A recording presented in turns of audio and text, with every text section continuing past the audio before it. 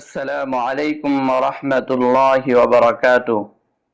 الحمد لله رب العالمين والصلاة والسلام على سيد الأنبياء والمرسلين وعلى آله وأصحابه أجمعين.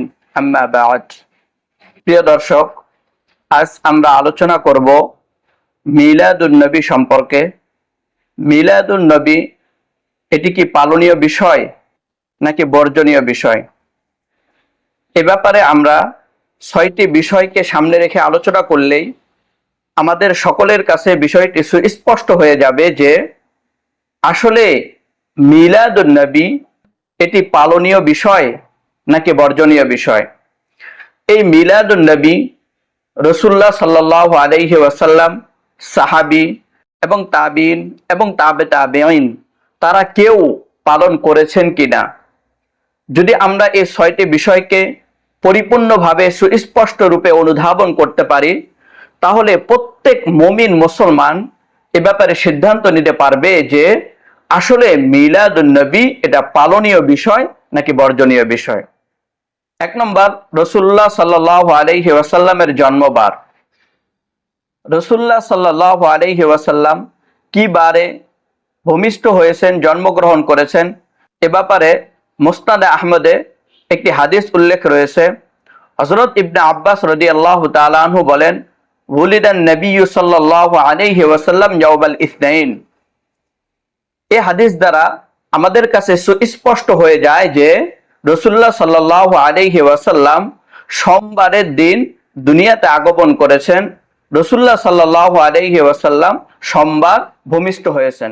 2 নম্বর, রাসূলুল্লাহ সাল্লাল্লাহু আলাইহি ওয়াসাল্লামের জন্ম তারিখ, অর্থাৎ রাসূলুল্লাহ সাল্লাল্লাহু আলাইহি ওয়াসাল্লাম রবিউল আউয়াল মাসের কত তারিখে ভূমিষ্ঠ হয়েছেন, জন্মগ্রহণ করেছেন। এ ব্যাপারে আল বিদায়া ওয়ান নেহায়ার মধ্যে হাফেজ ইবনে আসাকির রাহমাতুল্লাহি আলাইহি 7টি মত উল্লেখ করেছেন। এর মধ্যে থেকে তিনি 3টি মতকে অধিক শক্তিশালী বলেছেন বাকি 4টি মতের তুলনায়। 7টি মত হলো 2 রবিউল আউয়াল, 8 রবিউল আউয়াল, 10 রবিউল আউয়াল, 12 রবিউল আউয়াল, 17 রবিউল আউয়াল, রবিউল আউয়াল মাসের 8 দিন বাকি থাকতে এবং 12 রমজান। এই 7টি মত থেকে তিনি 4টি মতকে দুর্বল, এর তুলনায় 3টি মতকে অধিক শক্তিশালী এবং নির্ভরযোগ্য বলেছেন। 2 রবিউল আউয়াল, 8 রবিউল আউয়াল এবং 12 রবিউল আউয়াল। ঠিক তদ্রূপ ভাবে আত-তাবাকাতের মধ্যে ইবনে সাদ রাহমাতুল্লাহি আলাইহি 8 এবং 12 তারিখের মতকে অধিক শক্তিশালী উল্লেখ করেছেন। তবে হাফেজ ইবনে আসাকির রাহমাতুল্লাহি আলাইহি এই 3টি মত থেকেও 8 তারিখের মতের ব্যাপারে তিনি বলেন, এ ব্যাপারে মুআররিখগণ এবং ইতিহাসবিদগণের নিকট 8 তারিখের মতটি হলো অধিক নির্ভরযোগ্য এবং অধিক বিশুদ্ধ এবং সহিহ। আর 12 তারিখের মতটি নির্ভরযোগ্য নয়, তবে এই মতটি অধিক প্রসিদ্ধ।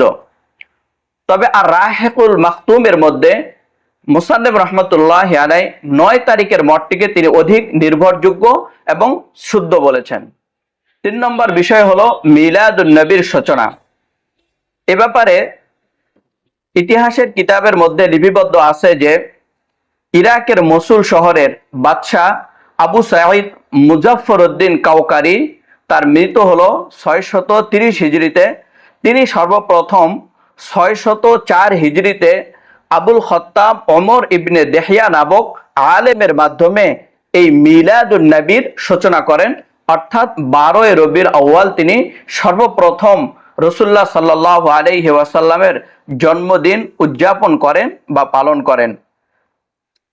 এ আলেম যিনি ঈদে মিলাদুন নবীর সূচনা করেছিলেন, তার ব্যাপারে লিসানুল মিজানের মধ্যে হাফেজ ইবনে হাজার আসকালানী রাহমাতুল্লাহি আলাইহি বলেন, কাসীরুল ওয়াকিআতি ফিল আইম্মাতি ওয়া ফিস সালাফি মিনাল উলামাই খবীসুল লিসানি আহমাকুন শাদীদুল কিবরি কলিলুন নজরি ফি উমুরিদ দ্বীনি মুতাহাওয়িয়ান। এই লোকটি আইম্মায়ে সালাফ এবং উলামায়ে কেরামের ব্যাপারে আক্রমণাত্মক কথা বলতো এবং অত্যন্ত নির্বোধ এবং খুব অহংকারী ছিল এবং দ্বীনের ব্যাপারে তার গবেষণা বা চিন্তা ছিল না এবং প্রচুর টাইপের অলস ছিলেন। এই ব্যক্তি সর্বপ্রথম বাদশাহ মুজাফফরউদ্দিনের নেতৃত্বে ঈদে মিলাদুন নবীর সূচনা করেন 12 রবিউল আউয়াল। 4 নম্বর বিষয় হলো ইসলামে ঈদ মূলত কয়টি এবং কি কি। হাদিসের আলোকে জানা যায় যে রাসূলুল্লাহ সাল্লাল্লাহু আলাইহি ওয়াসাল্লাম 4টি দিবসকে ঈদের দিন হিসাবে সম্বোধন করেছেন, আখ্যায়িত করেছেন।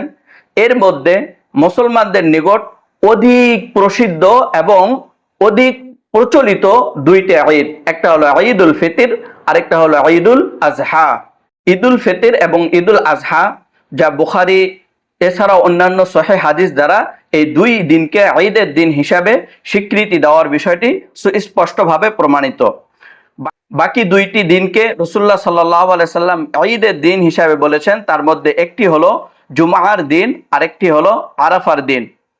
জুমার দিন ঈদ হওয়ার ব্যাপারে একটি মুরসাল হাদিস ইমাম মালিক রাহমাতুল্লাহি আলাইহি আল মুয়াত্তা গ্রন্থের মধ্যে উল্লেখ করেন। ইবনু সাব্বাক রাহমাতুল্লাহি আলাইহি বলেন, আন্না রাসূলুল্লাহ সাল্লাল্লাহু আলাইহি ওয়াসাল্লাম قال في جمعة من الجمع يا معشر المسلمين إن هذا يوم جعله الله عيدا فاغسلوه। এই হাদিসের মধ্যে আল্লাহর হাবিব সাল্লাল্লাহু আলাইহি ওয়াসাল্লাম ইন্না হাদা ইয়াউমুন, এই দিনটা এমন একটি দিন, জাআলাহুল্লাহু ঈদান, যে দিনকে আল্লাহ পাক রব্বুল আলামিন তোমাদের জন্য ঈদ হিসাবে সাব্যস্ত করেছেন, ঈদের দিন হিসাবে স্বীকৃতি দিয়েছেন। অপর এক হাদিসের মধ্যে, যে হাদিসটি বুখারী সহ ইমাম তিরমিজি রাহমাতুল্লাহি আলাইহি উল্লেখ করেছেন, যে হযরত ওমর ইবনুল খাত্তাব রাদিয়াল্লাহু তাআলা আনহুকে একজন ইহুদি বলল, ইয়া আমিরুল মুমিনিন লাউ আলাইনা উনজিলাত হাদিহিল আয়া, যদি এই আয়াতটি আমাদের উপর অবতীর্ণ হতো, আল ইয়াউমা আকমালতু লাকুম দীনাকুম ওয়া আতমামতু আলাইকুম নি'মাতি ওয়া রাদিতু লাকুমুল ইসলামা লাত্তাখাযনা যালিকাল ইয়াউমা ঈদান, তাহলে ওই দিনকে আমরা ঈদের দিন হিসাবে স্বীকৃতি দিতাম বা ওই দিনটাকে আমরা উদযাপনের দিন হিসাবে ব্যক্ত করতাম। ফাকাল লাহু উমর ইবনুল খাত্তাব রাদিয়াল্লাহু আনহু আন্নী লা আ'লামু আইয়া ইয়াউমিন নাযালাত হাদিহিল আয়া, তিনি বলেন যে আমি জানি এই আয়াতটা কখন কোথায় অবতীর্ণ হয়েছে। উনজিলাত ইয়াউমা আরাফাতা ফি ইয়াউমি জুমআতিন, যে এই আয়াতটি আরাফার ময়দানে জুমার দিন অবতীর্ণ হয়েছে। এই হাদিসের আলোকে বোঝা যায় যে রাসূলুল্লাহ সাল্লাল্লাহু আলাইহি ওয়াসাল্লামের সাহাবী হযরত ওমর ইবনুল খাত্তাব রাদিয়াল্লাহু তাআলা আনহু আরাফার দিনকেও খুশির এবং আনন্দের দিন হিসাবে ব্যক্ত করতে চাইতেছেন, যেমনটি দাবি করেছেন, যেমনটি আশা প্রকাশ করেছিলেন একজন ইহুদি। এই হাদিসটি ইমাম তিরমিজি রাহমাতুল্লাহ আলাইহি সুনানে তিরমিজিতে এবং ইমাম বুখারী রাহমাতুল্লাহ আলাইহি সহিহ বুখারীতে উল্লেখ করেছেন। প্রিয় দর্শক, আমরা হাদিসের আলোকে জানতে পারলাম যে ইসলামে রাসূলুল্লাহ সাল্লাল্লাহু আলাইহি ওয়াসাল্লাম 4টি দিনকে ঈদের দিন বলেছেন, 2 ঈদের দিন, আরাফার দিন এবং জুমার দিন। এর বাহিরে ইসলামে আর অন্য কোনো দিনকে রাসূল, সাহাবা, তাবেঈন, তাবেঈন কেউই ঈদের দিন হিসাবে উদযাপন করেন নাই বা অন্য কোনো দিনকে ঈদের দিন হিসাবে ঘোষণাও করেন নাই। বিষয় হলো নিজেদের পক্ষ থেকে একটি মাসকে, একটি দিনকে ঈদের দিন হিসাবে ব্যক্ত করা, উৎসাহ উদযাপন করা, এ ব্যাপারে রাসূলুল্লাহ সাল্লাল্লাহু আলাইহি ওয়াসাল্লাম কঠোরভাবে নিষেধ করেছেন। মুসান্নিফ আব্দুর রাজ্জাকের মধ্যে তাউস থেকে বর্ণিত, রাসূলুল্লাহ সাল্লাল্লাহু আলাইহি ওয়াসাল্লাম বলেন, লা তাত্তাখিদু শাহরান ঈদান, যে তোমরা কোনো মাসকে ঈদের মাস বানিও না, ওয়ালা তাত্তাখিদু ইয়াওমান ঈদান, এবং তোমরা বিশেষ কোনো দিনকে ঈদের দিন নিজেদের পক্ষ থেকে বানিও না। এই হাদিসটি ইমাম আব্দুর রাজ্জাক রাহমাতুল্লাহি আলাইহি আল মুসান্নাফের মধ্যে উল্লেখ করেছেন, হাদিস নম্বর 7853।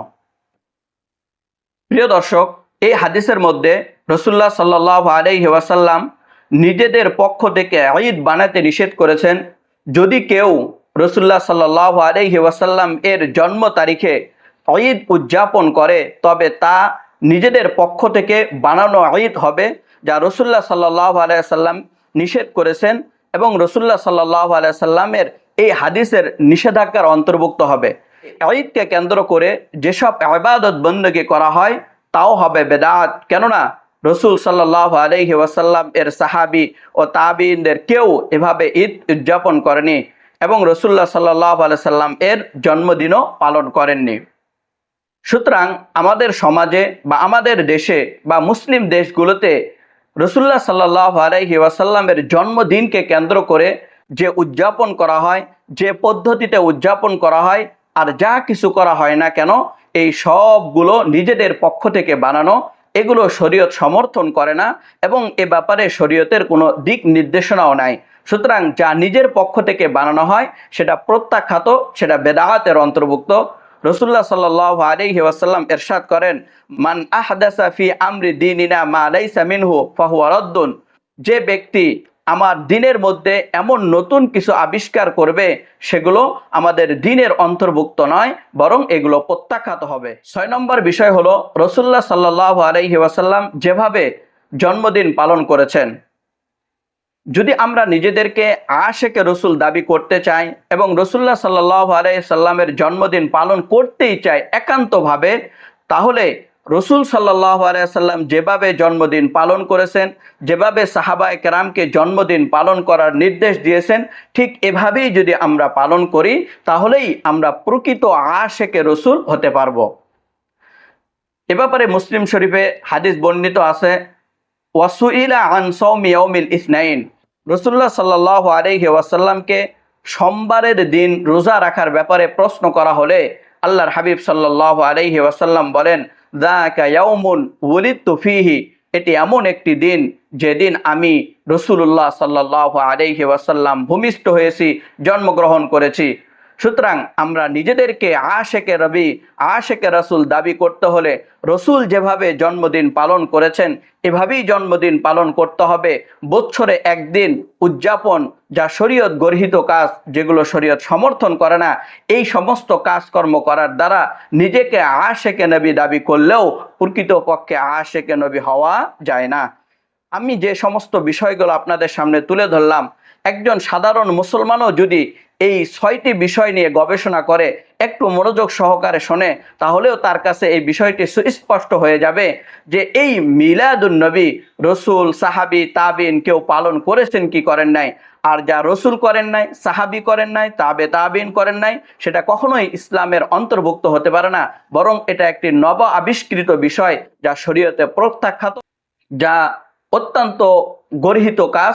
রসুল সাল্লাল্লাহু আলাইহি সাল্লাম এই সমস্ত কাজগুলোকেই বেদাত বলেছেন, যা থেকে বিরত থাকা প্রত্যেকটি মুসলমানের জন্য, প্রত্যেকটি মুমিনের জন্য আবশ্যক। আল্লাহ পাক রব্বুল আলামিন আমাদের সবাইকে এই বিষয়টি বুঝে কাদা ছোড়াছুরি করা থেকে বিরত থেকে এই বিষয়ের উপর আমল করার তৌফিক দান করেন। আসসালামু আলাইকুম ওয়া রাহমাতুল্লাহি ওয়া বারাকাতুহু।